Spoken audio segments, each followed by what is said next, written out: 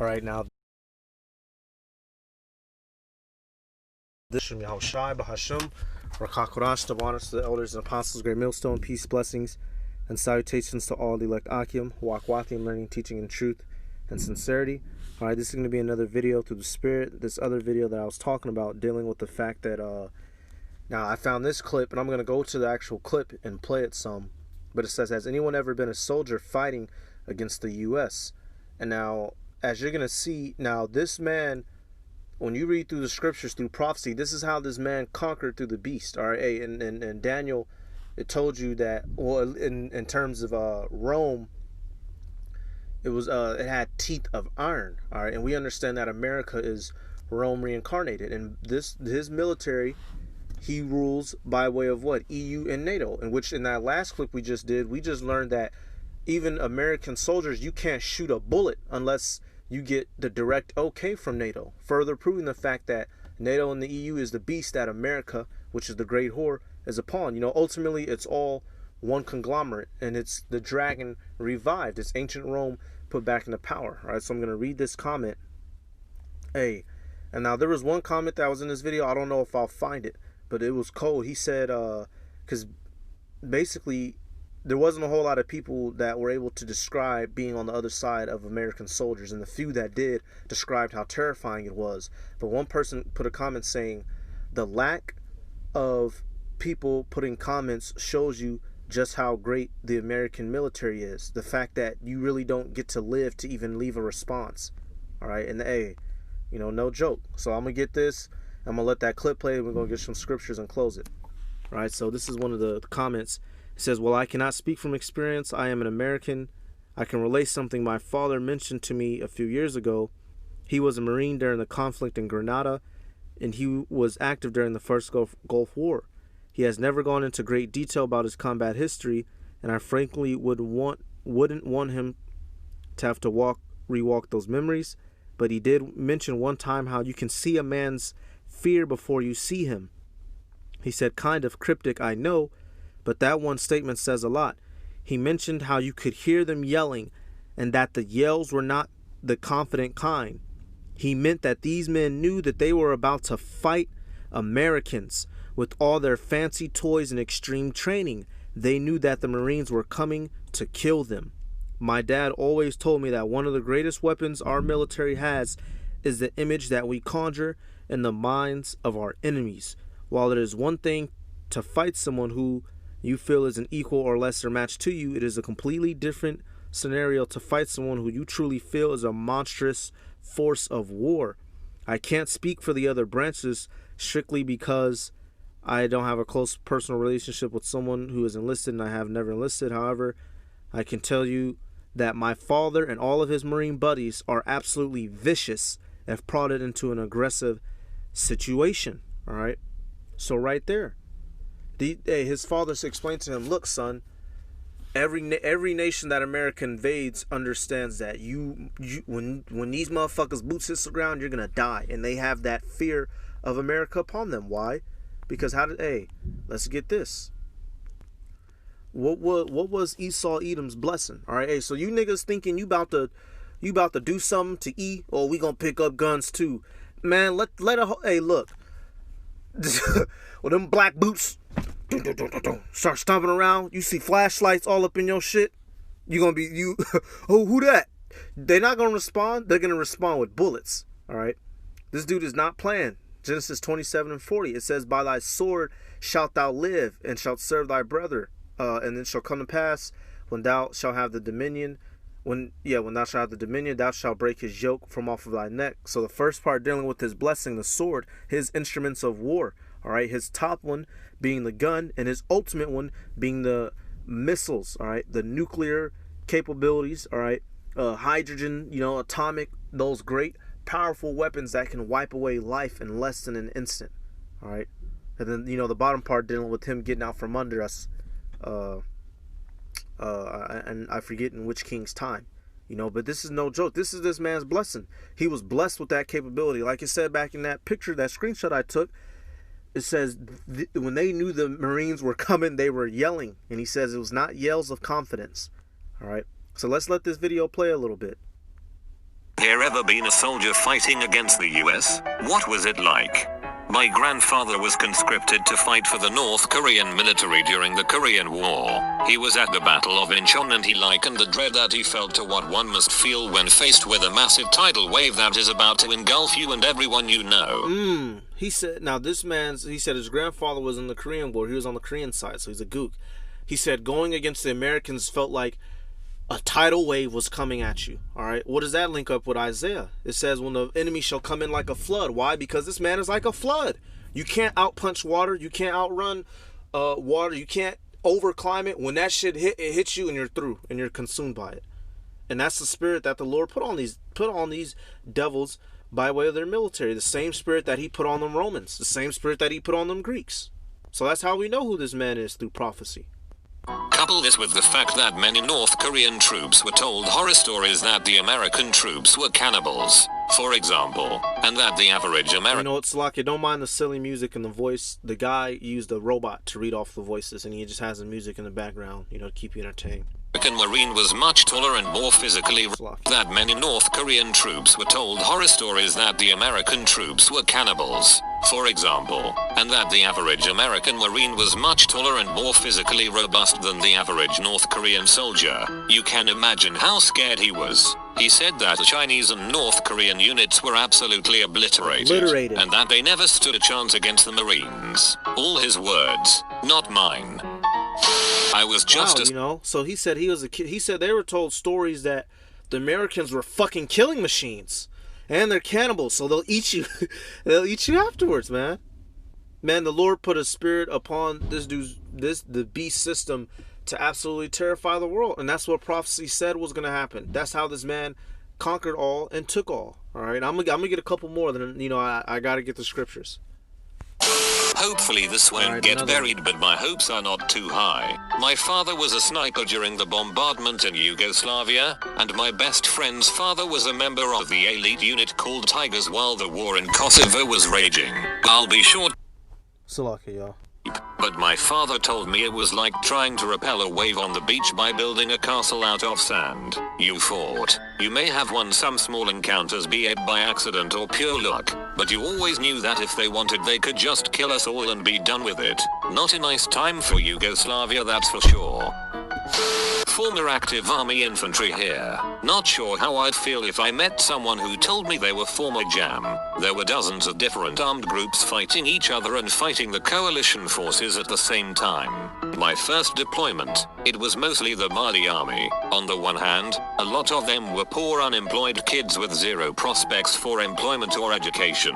The only possible option for them was to grab a rifle and show up with the rest of the ski masks and run into coaxial machine gun fire, or dig a hole for $20 and get blown apart by an Apache. So I have some empathy for the plight of the poor, uneducated, unemployed Shiite youth who took up arms to fight the imperialist stormtrooper invaders. Sure, yeah, if Red Dawn happened, I'd be in the woods with the Wolverines too. Roger that. On the other hand, kidnappings, torture, physical violation, execution. So that guy, basically, he was a trooper. He's saying, basically, we're such an unstoppable force. I kind of feel bad for the kids, who are forced to fight to defend their country.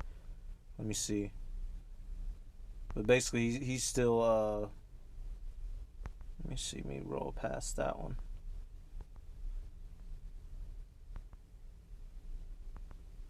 I got this. Damn commercial. Africa, Italy, a small stint in Russia, and he defended France from the D-Day invasion. He was later able to move to the United States as a war refugee. He said that all of his officers would constantly tell him, when you're fighting the Americans, you must think of the least probable way they will attack you, because that will be the way that they attack you. He also said that when you were fighting Americans more so than any other country's army he fought, you had to have eyes in the back of your head. Both of my grandfathers were on the German side for World War II. They didn't say much about the Americans until after the war, and how helpful they were rebuilding Germany and donating chocolates to kids and etc. But both sets of grandparents told horror stories about. So this next one, this is one that stood out. He basically, the next guy goes on to say, even if the American troopers you're going up against are fucking idiots, they're still capable of you. All right? So I'm gonna let a lot of these testimonies play, and then I'm gonna close it out with the scriptures, you know, dealing with the beast and its power, and in Daniel. In World War II, the Germans, and some of our allies, often commented on how chaotic the US Army appeared to be. I believe the quote was, "War is chaos, and the American Army practices it on a daily basis." Other armies were slow, disciplined, methodical, etc. The perception was that Americans were unpredictable, and disciplined but prone to ingenuity. Not just our generals, but right down to the grunt soldier. He says, so right down to the grunts. So some of the Americans may have been more undisciplined and random, but he says they're prone to ingenuity, meaning they were smart. They would figure out ways to just kill you. They would always figure out ways to conquer. Level. I understand most who fought us viewed this as a great strength. Gonna be buried, but oh well. My dad was an anti-aircraft gunner in Hanoi during the Vietnam War. He still wakes up screaming in the middle of the night, quite often really. So that dude, dad, still wake up screaming from having to fight Americans, you know, from having to fight Americans. And this one is, I like this one. I believe this is one of the ones I wanted to screenshot. You know, but so that one gook, it says he was in Hanoi, which is one of the Koreas, I forget, south or north. But he woke up having nightmares still having to fight Americans. You know, this is no joke, y'all. And these hey, that's how we know we're not going to be delivered out of this by way of carnality. If you think you're going to go up against this man, you're going to catch a mean black boot through your forehead and then some M4 rounds, all right, through your body. An American soldier, so I'm not what you're looking for, but I'm guessing you won't find much on here, so I'll give you an analogy from some evasion training I got when getting ready for less visible operations. We were learning how to escape if you're being chased, and one of the things we trained for was trackers using dogs. The dog handlers explained it like this: look, the dogs we use are so good at what they do, so perceptive that they will find you, that you won't be able to fool that dog. So you need to fool the handler. Travel in erratic patterns, backtrack, make it seem to the handler that the dog has lost the scent and is just wandering. You can't beat the dog, but you might be able to beat the man. That is what fighting the US military is like. If the man behind the dog has decided you're the enemy, you've already lost. There are many brave fighters out there, on our side and against us. But when it comes down to it, we are going to win in a direct fight. Sure, bad things happen and we lose a battle here and there. So imagine it, you know, he's comparing it unto, that's basically the whore and the beast. You have the whore, which you could consider the man, and then you have the beast, the dog. So this man chooses to sick his dog on you, you're through. It's just now that through many of his own laws and stuff, he's restricted his own self. All right, so let's get some scriptures real quick on that. You know, this man is no joke. You know, imagine a dog. You're not gonna get away from the dog. You know, let me get that real quick. Yep, Psalm 64:8, it says, "So shall they make their own tongue to fall upon themselves. All that see them shall flee away." All right, so not only you have people that are like whistleblowers. Basically, America is becoming its own worst enemy, and the laws that they set up, and you people leak out information about this country, its own Edomites, you know. But so one of the things that is disabling it now, one of the reasons why it's getting to, basically why it's easier now for other countries to fight against the military, is because this guy set up so many laws. Oh, you can't shoot this, you can't shoot that, you can't do this, you can't kick that door anymore, you can't do that. You know, they still have all the technology and all the crazy assholes willing to kill you. It's just that now they binded themselves through their own words, all right? And so that's basically what that dude is explaining. He's like, look, you're not going to be able to get that dog. You'd be better off just trying to outsmart the man. You'd be better off just trying to make America look bad in the media so that America will leave you alone as a country. All right, why? Because if you go up against this mug, you're going to be absolutely smashed on a one-on-one. All right, let's come to Daniel. Let's go to Daniel right quick. Let me see. I want to do the teeth part. Salakia, dealing with prophecy. And we'll get a couple more and we'll finish it out. Yep, okay. This is Daniel chapter 7. Let me see.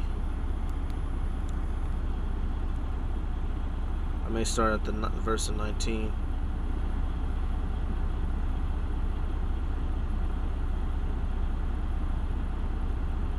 Okay. I could deal with this one. Alright, the fourth beast. Alright, Daniel 7:19. It says, "Then would I know the truth of the fourth beast, which was diverse from all the others, exceeding dreadful, whose teeth were of iron, and his nails of brass, which devoured."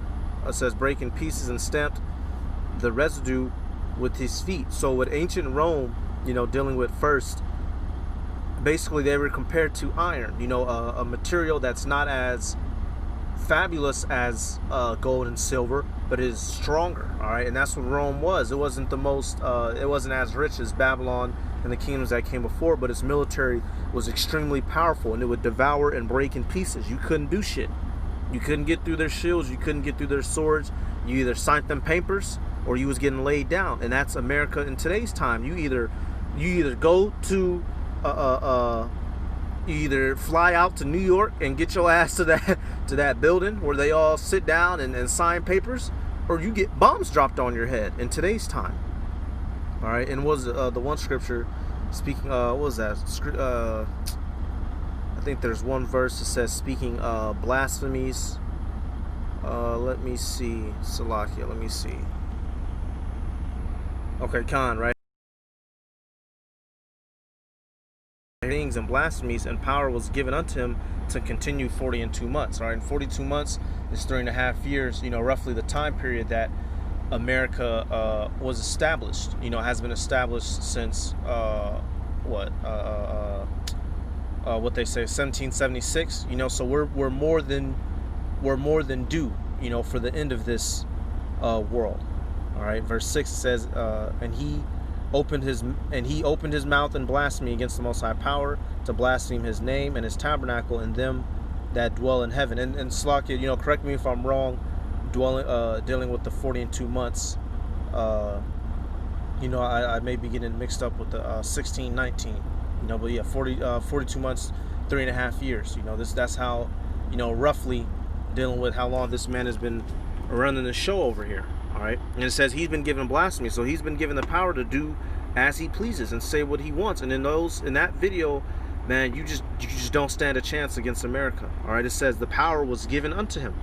All right, actually, as a matter of fact, when you start back, you can read verse 1, you can read verse 2. Let me see. Yeah, verse 4. I missed it. It says, "And they worshiped the dragon which gave power unto the beast, and they worshiped the beast, saying, Who is like unto the beast, and who is able to make war with him?" All right, so America today has modeled himself after that ancient dragon, which is Rome, and nobody is able to come and overtake this guy. All right, like that guy is saying, they may not be able to win the war, but if you can just not lose, if you can just focus on not dying enough, then you can survive. All right, because you can't win against America. And these countries understand that, but now the Heavenly Father is they're showing you that this is going to be a miracle. He's going to strip them of their great mighty power that they were given. All right, so let's come back to this. We'll get a couple more and that'll be it. Let me see. But in a war we will win. The trouble is that the world is learning. No one wants to fight us in a war anymore. They don't go after the dog. They go after the man behind the dog. That's what they're going to do. So they're going to say, fuck it. You're not just going to fight us in our country. We're just going to send shit your way to America. And that's why this place is going to be utterly destroyed in thermonuclear fire. They're going to say, fuck the dog. The dog is only as smart as the handler. We're going to go straight for the whore on the beast. All right, and burn it up. Like it tells you in Revelation, this whole mug is going to get burnt up. All right, it tells you, what is it? They have laid the worm under thee. Thy lovers have laid the worm under thee. All right, these heathen, they've learned their lesson. The cost of the conflict, cause civilian. Well said. 3. Be in actual combat. At University of Phoenix, plane flew overhead. Hey, this one I thought was fun. Before I even saw an American soldier. My great-grandfather talked to me about being a Canadian in World War II.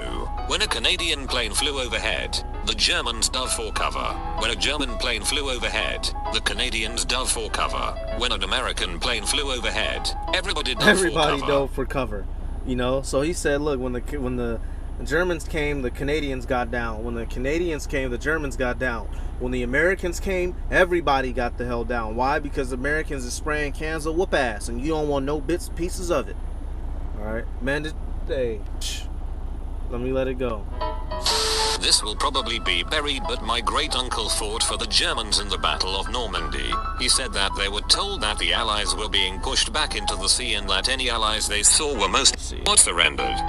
Guard that fought against us in Desert Storm. He was a very nice guy with a. It is important for Iraq has internet, and while they made Vietnam, and that it would still be an account of fighting the arsenal was, while Iraq soiled his main method, that equality of one's troop. The way of looking at it is the people we fight know that there is no way they could ever. Here we go. I am currently in the US Army right now, so I'll do my best just to describe what I see. The basic way of looking at it is the people we fight know that there is no way they could ever beat the US military. It's just too big and too technologically superior. However, their goal is to never win. It's impossible. You can't beat us in a stand-up fair fight. So to counter this, they just make their goal to not lose. And while it is impossible to win against American forces, it is very easy to not lose. Whether it be a country like Russia and China or a group of rebels like the Taliban, they all understand to not try to beat us. Just counter us. They adopt countering tactics to deny us all of our superior traits. They know they can't outmaneuver us, so they use IEDs and mines to deny us freedom of maneuver. They can't gain air superiority, so they develop anti-air missiles to shoot our planes down.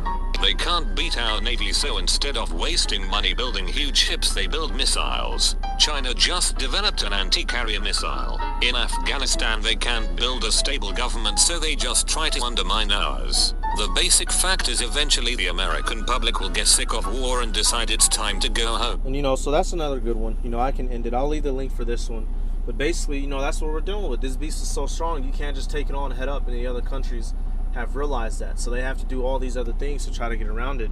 But now, Yahweh Bashem Yahushai is putting the spirit on these countries. They're all going to gang up, and they're going to give this motherfucker his comeuppings. All right, let's get this out of Revelation.